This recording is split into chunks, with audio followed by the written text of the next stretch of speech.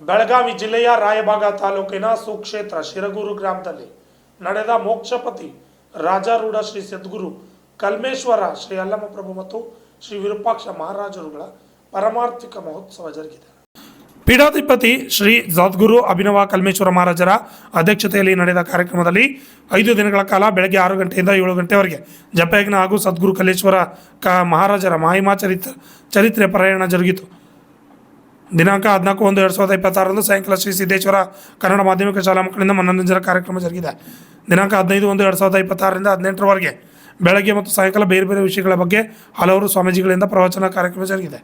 ಕಾರ್ಯಕ್ರಮದ ಕೊನೆಯ ದಿನದಂದು ಶ್ರೀಮಠದಿಂದ ಹೊರಟ ಶ್ರೀ ಕಲ್ಮೇಶ್ವರ ಮಹಾರಾಜರ ಪಲ್ಲಕ್ಕಿ ಮೆರವಣಿಗೆ ಮತ್ತು ಅಭಿನವ ಕಲ್ಮೇಶ್ವರ ಸ್ವಾಮೀಜಿಯ ಭವ್ಯ ಮೆರವಣಿಗೆ ಗ್ರಾಮದ ಪ್ರಮುಖ ಬೀದಿಗಳಲ್ಲಿ ಸಕಲ ಶುಭಕರ ವಾದ್ಯಮೇಳಗಳೊಂದಿಗೆ ಗ್ರಾಮದ ಕೃಷ್ಣಾ ನದಿ ತಲುಪಿದೆ ಮತ್ತು ಮೆರವಣಿಗೆ ಉದ್ದಕ್ಕೂ ಕುಂಭ ಹೊತ್ತ ಮುತ್ತೈದೆಯರು, ಆರತಿ ಹಿಡಿದ ಮಹಿಳೆಯರು, ಮಕ್ಕಳು ಮೆರವಣಿಗೆ ಮತ್ತಷ್ಟು ಮೆರುಗು ತಂದಿದ್ದಾರೆ. ಬೇರೆ ಬೇರೆ ಪಟ್ಟಣ ಮತ್ತು ಗ್ರಾಮಗಳಿಂದ ಆಗಮಿಸಿದ ಶ್ರೀಮಠದ ಭಕ್ತರು ಇಲ್ಲಿಯ ಪ್ರತಿಯಂತೆ ಕೃಷ್ಣಾ ನದಿಗೆ ಉಡಿ ತುಂಬಿ ಪೂಜೆಗೈದಿದ್ದಾರೆ. ಈ ಸಂದರ್ಭದಲ್ಲಿ ಕರ್ನಾಟಕ ಸೇರಿದಂತೆ ನೆರೆಯ ಮಹಾರಾಷ್ಟ್ರ ಮತ್ತು ಬೇರೆ ಬೇರೆ ರಾಜ್ಯದ ಸಹಸ್ರ ಶ್ರೀಮಠದ ಭಕ್ತರು ಹಾಜರಿದ್ದರು. ಶಶಿಧರ್ ಕೋಗಣ್ಣು, ರಾಜ 32 ಕನ್ನಡ ನ್ಯೂಸ್, ಚಿಕ್ಕೋಡಿ.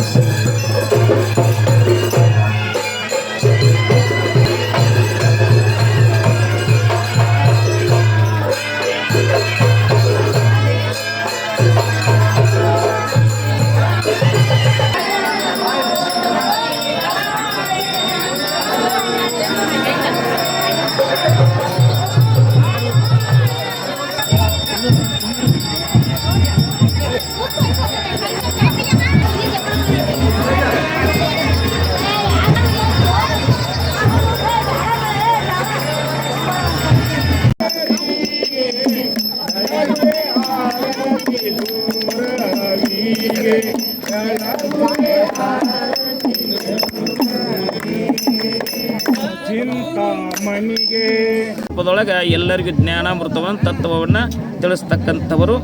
ಅಂಥದ್ರ ಜೊತೆಗೆ ಈ ಭಕ್ತಾದಿ ಕೊನೆಯ ದಿವಸ ಏನಪ್ಪ ಅಂದ್ರೆ ಅಮಾವಾಸ್ಯೆ ದಿವಸ ಆ ಪಾಲ್ಕಿ ಉತ್ಸವ, ಗುರುಗಳ ಏನಪ್ಪ ಅಂದ್ರೆ ಗುರುಗಳ ಮೆರವಣಿಗೆ ಶಿಷ್ಯರೆಲ್ಲ ಮಾಡಿಕೊಂಡು ಕೃಷ್ಣಾ ತೀರಕ್ಕೆ ಬಂದು ಸದ್ಗುರುಗಳ ಅಲ್ಲಿ ಸ್ನಾನ, ಆ ಬಳಿಕ ಪಾದ ಪೂಜೆ ಅನ್ನುವಂಥದ್ದು ಮಾಡಿ, ಅದರಲ್ಲಿ ವಿಶೇಷವಾಗಿ ಕೃಷ್ಣಾ ಮಾತೆ ಅಂತಂದ್ರೆ ಇದೊಂದು ಪುಣ್ಯಕ್ಷೇತ್ರ, ಪುಣ್ಯತೀರ್ಥ ಅಂತ ಬರೆದಾರ.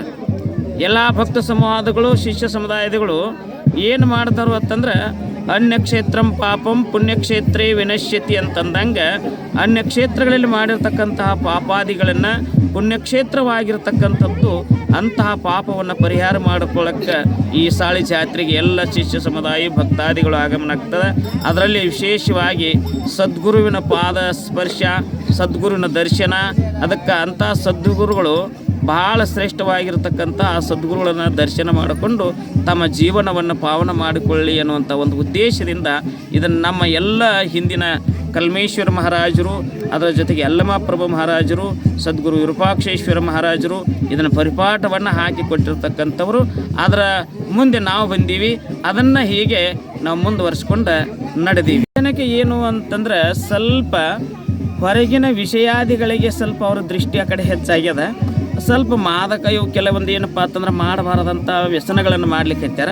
ಆ ಎಲ್ಲ ಅವ್ರಿಗೆ ಯುವಕರಾಗಿರ್ತಕ್ಕಂಥವ್ರಿಗೆ ಸ್ವಲ್ಪ ಆ ವ್ಯಸನದ ಬಗ್ಗೆ ತಿಳುವಳಿಕೆಯನ್ನು ಹೇಳೋದು, ಪ್ರವಚನ ರೂಪದೊಳಗನ ಅವರನ್ನು ತೀಡಿ ಒಳ್ಳೆಯ ಮಾರ್ಗಕ್ಕೆ ಅಂಥ ಒಂದು ವ್ಯಸನಾದಿಗಳನ್ನು ಹಿಡಿಲಾರದೆ ಒಳ್ಳೆಯ ಒಂದು ವ್ಯಸನ ಇರಬೇಕು. ವ್ಯಸನಾನಿ ಸಂತಿ ಬಹು ವ್ಯಸನದ್ವಯಂ ಹರಿಪಾದ ಸೇವನಂ ವ್ಯಸನಂ ವಿದ್ಯಾಭ್ಯಾಸನಂ ವ್ಯಸನಂ ಅಂತೆ. ಇಂಥ ವ್ಯಸನಗಳಿರಬೇಕೆ ಹೊರತಾಗಿ ಈ ಮಾದಕ ವಸ್ತುಗಳನ್ನು ಸೇವನೆ ಮಾಡಿ ಶರೀರವನ್ನು ಹಾಳು ಮಾಡಿಕೊಂಡು ನಮ್ಮ ಬದುಕನ್ನು ಕೆಡಿಸಿಕೊಳ್ಳತಕ್ಕಂಥದ್ದು ಇದು ಸರಿಯಾಗಿರ್ತಕ್ಕಂಥದ್ದಲ್ಲ. ಈ ಒಳ್ಳೆಯ ಮಾರ್ಗದತ್ತ ನಡೀರಿ ಅಂತ ತಿಳ್ಕೊಂಡು ಈ ಯುವ ಜನತೆಗೆ ಭಾಳ, ಯಾಕಂದ್ರೆ ಯುವಕರು ಅಂತಂದ್ರೆ ನಮ್ಮ ದೇಶವನ್ನು ಎತ್ತವರು ಅವರ ಕೆಡವವರು ಅವರ. ಆ ಯುವಕರನ್ನು ನಾವು ಶುದ್ಧ ಮಾಡಿದ್ವಿ ಅಂತಂದ್ರೆ ನಮ್ಮ ದೇಶ ಪ್ರಗತಿ ಯಾಕದ, ದೇಶ ಬೆಳವಣಿಗೆ ಯಾಕೈತಿ. ಅಂಥ ಯುವಕರಿಗೆ ಏನಪ್ಪ ಅಂದ್ರೆ ಹೆಚ್ಚು ಇಂಥ ಒಂದು ಧರ್ಮದ ಮಾರ್ಗವನ್ನು ಒಳ್ಳೆಯ ಹಾದಿಯನ್ನು ತೋರಿಸಿಕೊಡ್ತಕ್ಕಂಥದ್ದು ನಮ್ಮ ಸಂಪ್ರದಾಯದ ಗುರುಗಳು ಮಾಡ್ಕೊತನ ಬಂದರು, ನಾವು ಮಾಡ್ಕೊತನ ಹೊಂಟಿವಿ.